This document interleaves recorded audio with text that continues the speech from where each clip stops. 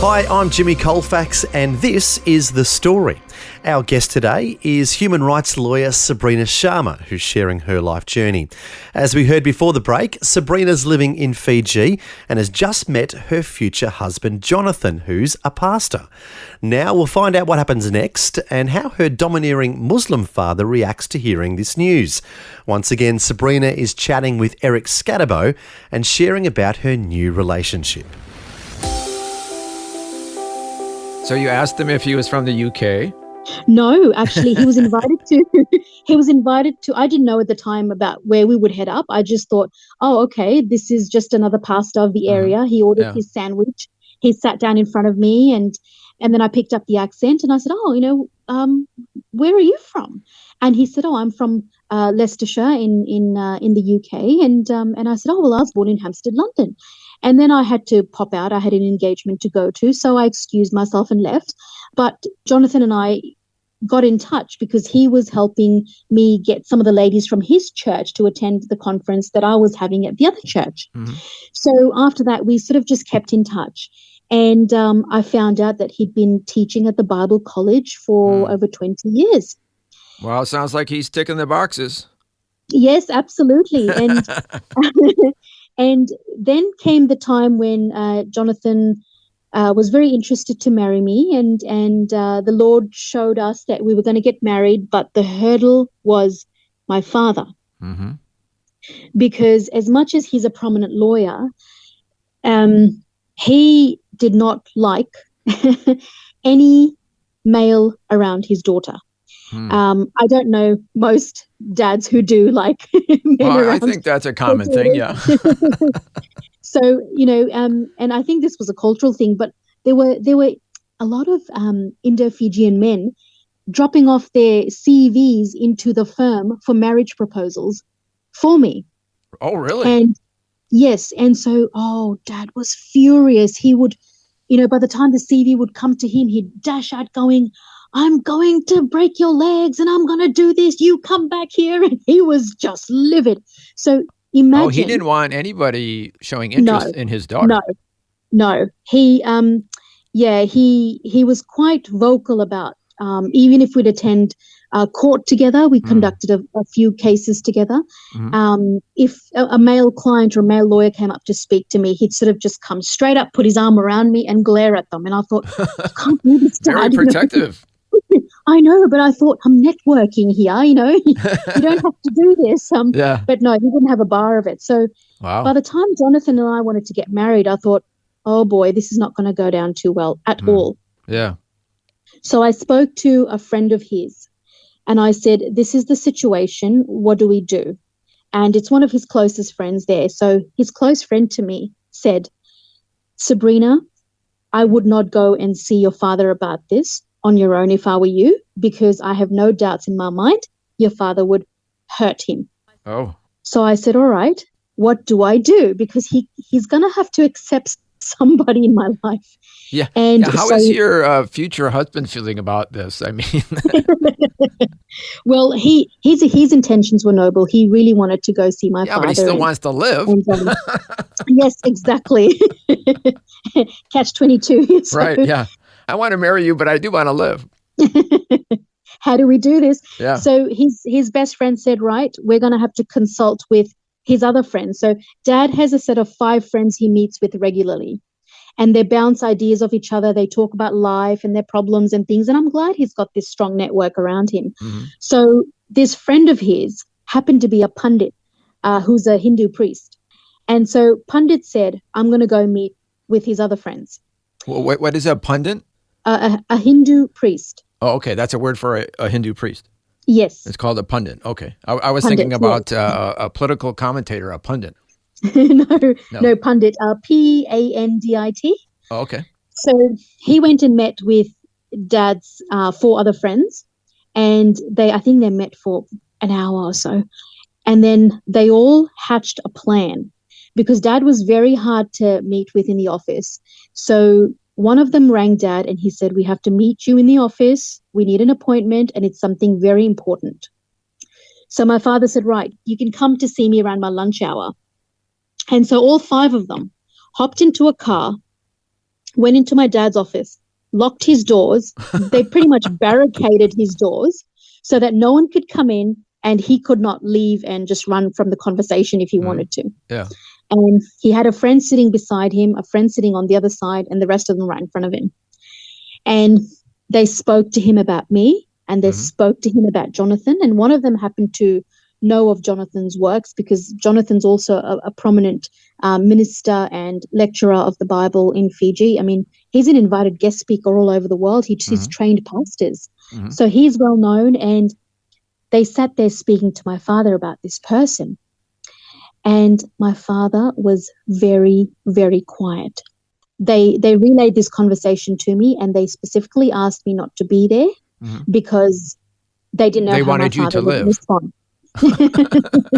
Yes, that's a valid point. So they relayed this conversation to me afterwards. What had happened was after they had this conversation, my father stood up and he said, I need to get to the courthouse in Bar, which is about 45 minutes away from Lautoka. And he asked Pundit, he said, I need you to come along with me. So he hopped into the car, took Pundit with him, drove all the way to Bar in silence, not a word. When he got to Bar, away from a lot of people who'd recognize him or who would come up and speak to him, they were sort of in an isolated space. He turned to Pundit and he said, do you really believe this man will look after and take care of my daughter? And Pundit said, yes, because I have known this man and I have seen him over the last few decades. Pundit said it's the first time in his life, in all their years of friendship, that he saw my father cry.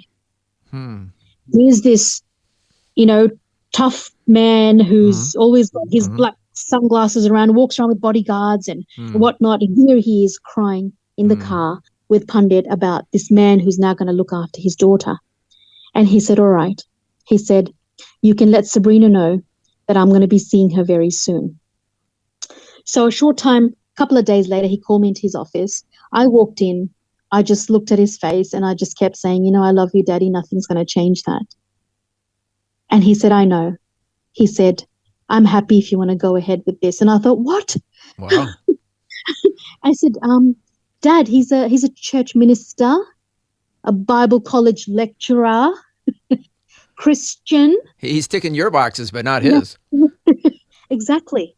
And my father said, if he's going to look after you and if you're happy, I'm giving you my consent. I mean, look, not that I needed his consent, but I'd love his blessings. And and he did ask me, he said, would you have gone ahead with this if I had said no? I said, Dad, God has given me his go ahead. So yes, I would go ahead. However, I'd go ahead happily with your blessings. And he appreciated that. So his only contingency was that he said, I can't walk you down the aisle because that in my faith is not acceptable. He said, but I will be there at your wedding. I will be beside you. And I said, you know what? That is more than I would have expected. So the people who walked me down the aisle were my spiritual parents. So they were Pastor Raymond Morty and Nadira, his wife Nadira Morty. They were in my life when I was just a 4-year-old in Fiji. We'd lived on the same street. He was a radio person as well in Fiji, and she was an actress. And years later, we'd connected in Fiji through their church. So they happened to walk me down the aisle as I married Reverend Jonathan Sharma. That was part 3 of Eric Scadabo's conversation with human rights lawyer Sabrina Sharma. Sabrina is the author of the book Jesus in Syria Lane, which tells how she helped save the life of a young lady in Fiji in an extremely abusive situation. Sabrina has gone on to help numerous survivors of domestic violence. If you'd like to contact her, her email address is sabrinasharma@mail.com. Once again, that's sabrinasharma@mail.com. Finally, it was good to hear how Sabrina's protective Muslim father softened his heart towards her fiancé Jonathan after many of his friends from various faith backgrounds testified to Jonathan's character and his good standing in the community as a Christian pastor. Sabrina's father was reassured that Jonathan would take good care of his daughter, and that has certainly been the case. As a matter of fact, Sabrina's father has also changed in his relationship with her. As we've heard, Sabrina shared that at one point he was barely talking to her because she had become a Christian.